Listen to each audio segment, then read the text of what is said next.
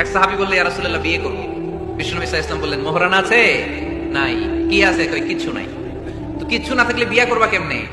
কোরআন পারো? সাহাবী রাদিয়াল্লাহু আনহু বললেন, পারি।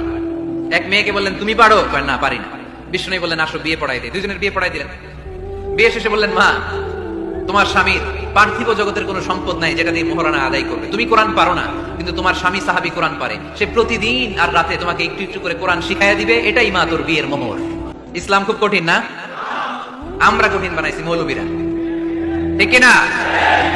কেউ যদি ইসলামকে কঠিন ভাবে আপনার কাছে উপস্থাপন করে, বাঘের বাচ্চার মতো দাঁড়িয়ে বলবেন, লা ইউকাল্লিফুল্লাহু নাফসান ইল্লা উসআহা। আল্লাহ সাধ্যের বাইরে কারো উপর কোনো নিয়ম চাপায় দেয় না, জোরে কোন ঠিক কিনা? ইসলাম সহজ। এতদিন করে কঠিন বানায় রাখছে আপনাদের কাছে, কঠিন কঠিন করে প্রেজেন্ট করেছে ইসলামকে। কঠিন বানাইছে আর কিলাকিলি শিখাইছে। কিলাকিলির দিন শেষ। আর আমরা কিলাকিলি করতে চাই না, আমরা চাই ঐক্য। চিল্লায় বলো ঠিক কিনা?